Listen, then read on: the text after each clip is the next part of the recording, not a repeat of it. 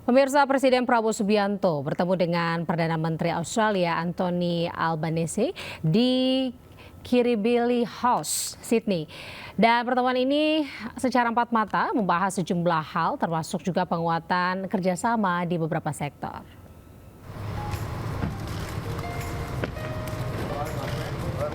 Presiden Prabowo Subianto bertemu dengan Perdana Menteri Australia Anthony Albanese di Kirribilli House, Sydney. Kedatangan Presiden Prabowo disambut langsung oleh PM Albanese di halaman depan rumahnya.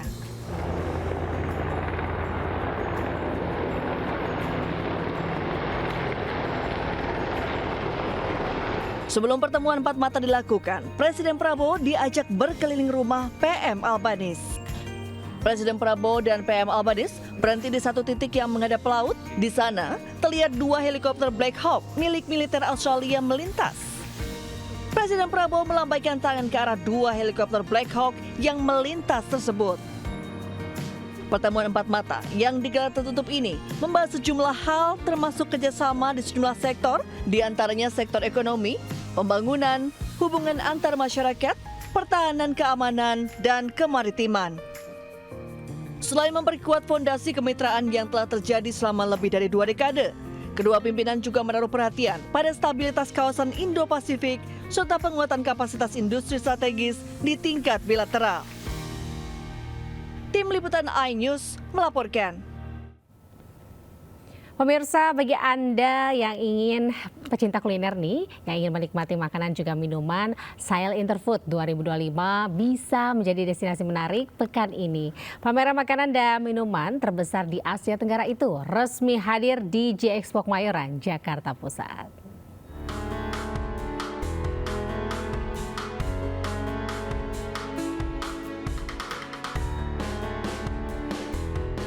Para pecinta kuliner yang ingin berburu makanan dan minuman bisa mendatangi Sail Interfood 2025 yang resmi hadir di Jakarta International Expo Kemayoran mulai 12 hingga 15 November 2025. Lebih dari 1.500 peserta dari 26 negara Asia dan Eropa turut berpartisipasi.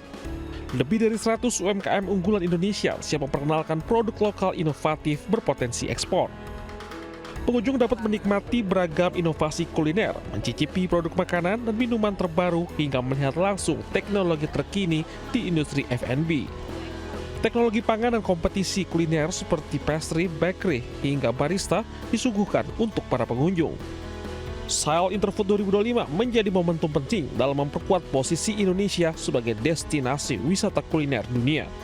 Industri strategis sekali kan makanan minuman ya. Jadi dan kita harus menjadi tuan rumah di atas negara kita sendiri. Pameran ini menampilkan juga produk-produk dari Indonesia, tapi juga dari internasional dengan komposisi 70% 30%. Pameran ini menjadi ajang pertemuan bisnis dan kolaborasi di sektor makanan dan minuman. Kita ke berita mancanegara, pemirsa. Pasukan militer Israel melakukan penyergapan di tepi barat Palestina. Serangan terbaru ini menyasar kota Beit Furik di timur Nablus.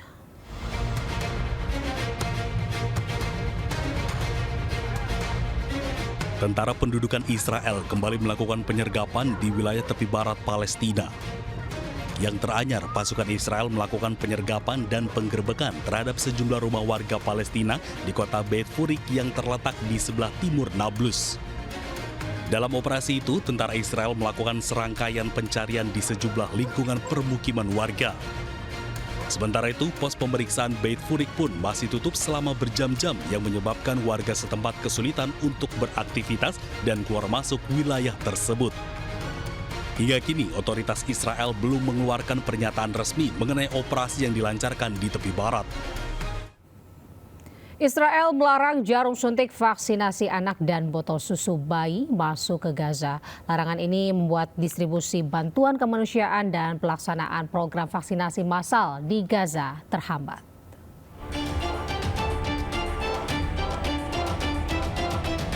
UNICEF mengungkap bahwa Israel melarang masuknya jarum suntik vaksinasi anak serta botol bayi ke wilayah Gaza meski kebutuhan terhadap barang-barang tersebut sangat mendesak. Larangan ini pun membuat distribusi bantuan kemanusiaan dan pelaksanaan program vaksinasi massal di Gaza terhambat. UNICEF menyebut pihaknya telah mengajukan izin sejak Agustus untuk mengirimkan sebanyak 1,6 juta jarum suntik serta lemari es bertenaga surya untuk menyimpan vaksin. Namun, barang-barang tersebut dinilai Israel sebagai barang dwiguna, yakni kategori barang yang bisa digunakan untuk tujuan sipil maupun militer sehingga memerlukan pemeriksaan yang ekstra ketat. Sementara itu, otoritas militer Israel membantah telah melarang masuk jarum suntik atau lemari es, namun mengakui adanya proses pemeriksaan yang ketat terhadap barang-barang yang berpotensi disalahgunakan oleh kelompok militer Palestina. UNICEF pun menegaskan keterlambatan izin masuk ini dapat berdampak serius terhadap kesehatan anak-anak dan bayi di Gaza, meski gencatan senjata antara Israel dan Hamas saat ini tengah berlangsung.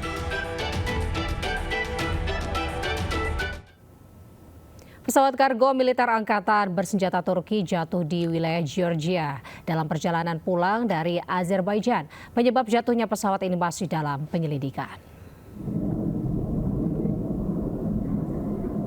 Pesawat terlihat berputar-putar secara horizontal sebelum menghantam daratan. Pesawat meledak dan terbakar usai jatuh, memunculkan asap hitam pekat.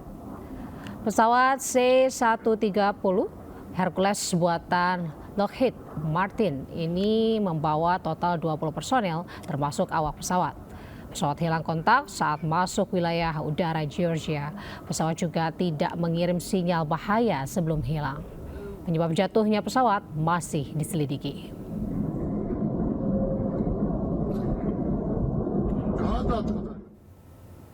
Pemirsa, belum lama diresmikan jembatan Hongki ini di Provinsi Sichuan, China, ambruk Selasa sore waktu setempat. Tercatat tidak ada korban jiwa dalam peristiwa tersebut.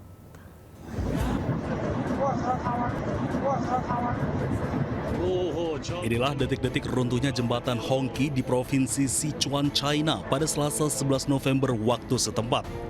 Nampak sebagian tiang-tiang jembatan jatuh dan gumpalan debu pun mengepul saat jembatan runtuh.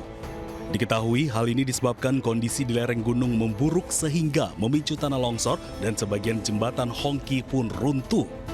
Sebelum kejadian, polisi di kota Maerkang telah menutup jembatan Hongki sepanjang 758 meter untuk semua lalu lintas sejak Senin 10 November. Jembatan ditutup karena terlihat ada retakan di lereng dan jalan di dekat jembatan. Oleh karena itu, saat jembatan runtuh tidak ada korban jiwa. Sebelumnya pembangunan jembatan Hongki selesai pada awal tahun 2025 dan baru diresmikan beberapa bulan yang lalu.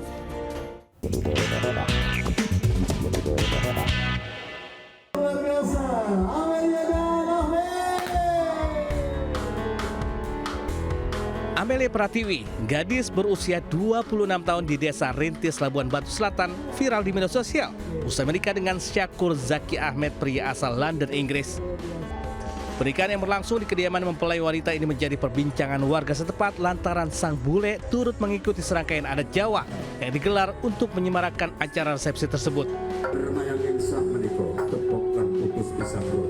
Diketahui keduanya menjalin hubungan asmara melalui media sosial dan untuk pertama kalinya bertemu secara langsung saat melangsungkan pernikahan. Baru pertama kali ya kan mendapatkan pasangan orang luar negeri, dan memang baru pertama kali juga antara orang luar negeri ini ketemu dengan pasangannya yang merupakan warga desa Rintis. Pernikahan pasangan berbeda kewarganegaraan ini merupakan prosesi pernikahan yang pertama kalinya di Desa Rintis. Dari Labuan Batu Selatan, Sumatera Utara, Randi Kurniawan, iNews melaporkan.